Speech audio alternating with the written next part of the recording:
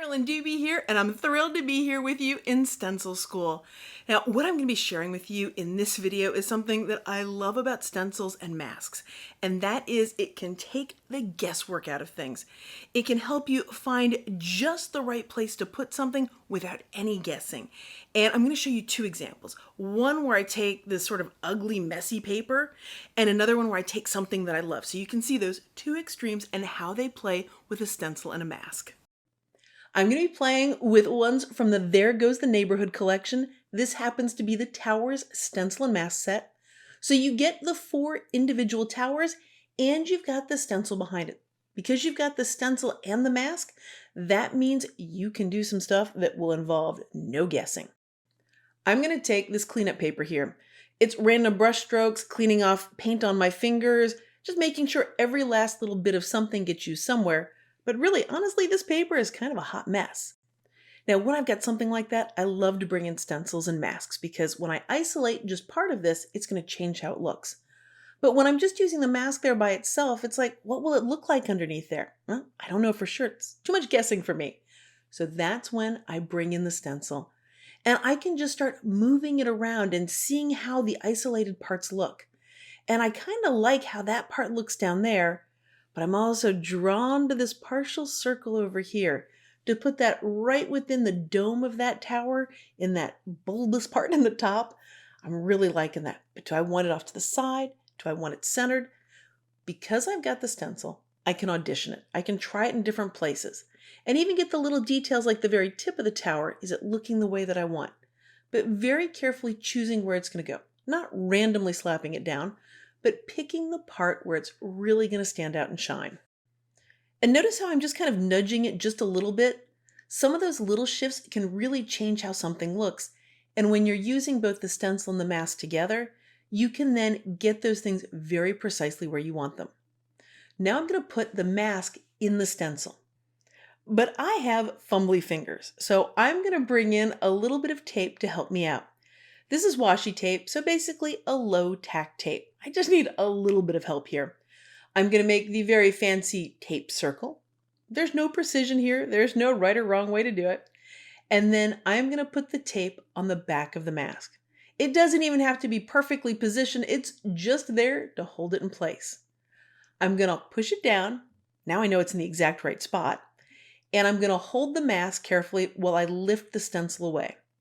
This way, that mask is exactly where I know I want it to be. Now it's time to bring in the paint.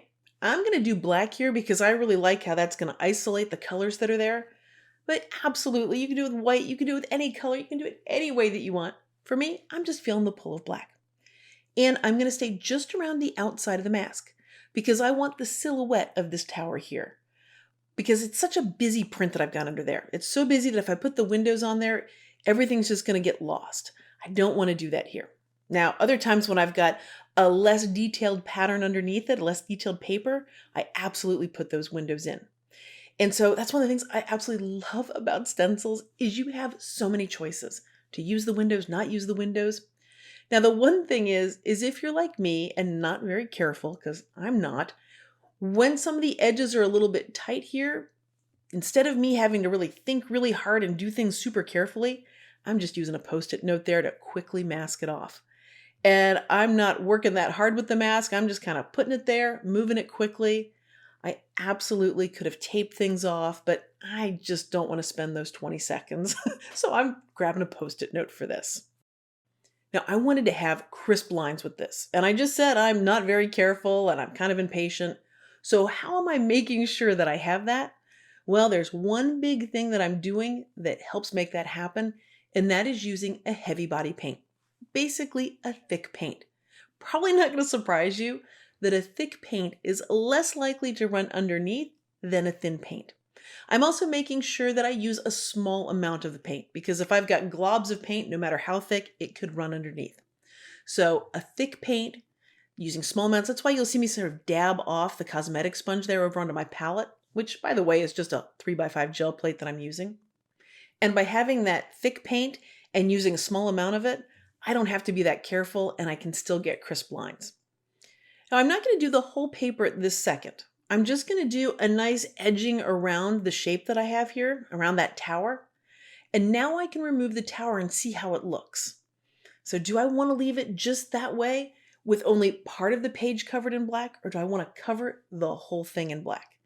And I think you can figure out which one I went for. I think you can also guess why I started calling this one the Birthday Candle Tower. That wasn't my intention when I designed it, but once I saw this as a birthday candle, I just couldn't unsee it. Now this was a hot mess of a cleanup paper, and by simply isolating part of it, I turned it into something that I love.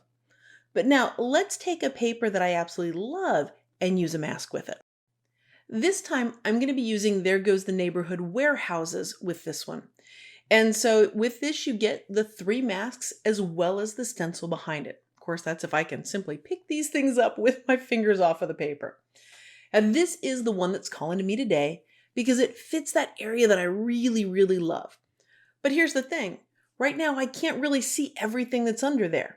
And so by bringing in the stencil, I can see what it'll look like once the paint is on there around that mask. So again, I get to decide, do I want to have that little bit of orange at the top? Do I want to go for some of the more pink, the brightness that's down here? By simply moving that stencil around, I can see what it's going to look like. There's not guessing. It's not hoping that it turns out. I'm actually carefully choosing the spot that I want to use. Now, I still haven't fully committed to this being the exact spot, so I'm going to keep auditioning it, seeing how I grab little bits of grunge that are in that gel print, because that's one of those things that I love about gel prints, is that grungy kind of look that you can create in the layers. But that does mean I spend a little more time choosing exactly where I want to place it.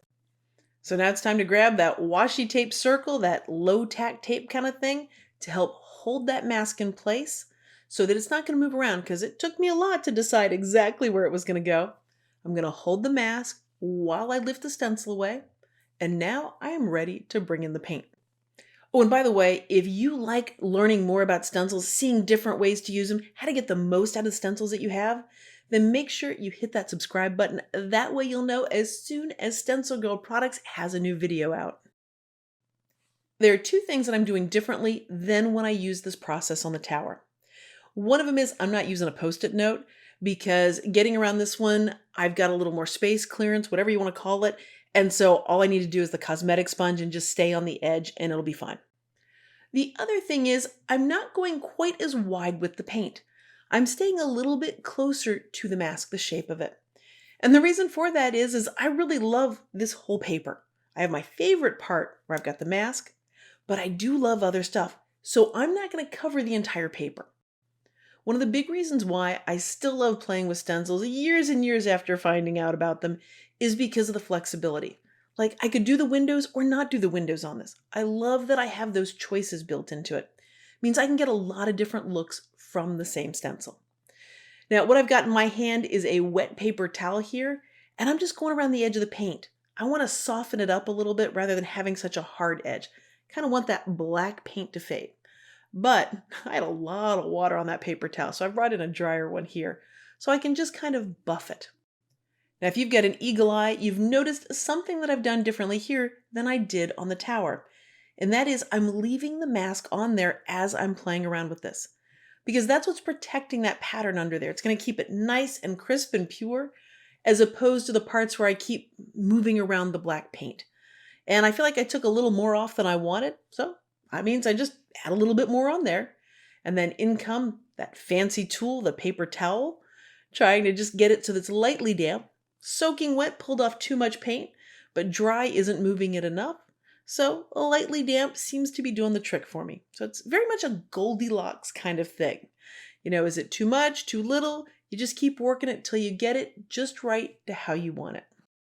For me, what I'm going for here is I want the crisp lines that will be the outline of the shape of the warehouse, and then I want the black fading out into the pattern.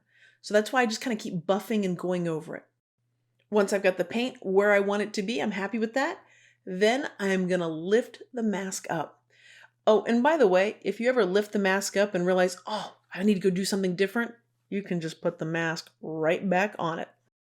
So whether you've got a paper that's a hot mess or one that you love, you can use a mask to isolate part of it to really make it stand out, to spotlight it, and you can do it all without any guessing thanks to the stencil. And thank you for being here. I so appreciate you spending this time. And if you've enjoyed this video, it would be so helpful if you gave it a thumbs up. And of course, if you know somebody you think would enjoy playing with stencils, share this video with them so they can join in the fun as well. Now, the stencils in this video, all of them you can find at StencilGirlProducts.com. These, as well as a whole lot more, they've got a gazillion of them there at StencilGirlProducts.com. Thanks so much for letting me be a part of your colorful journey.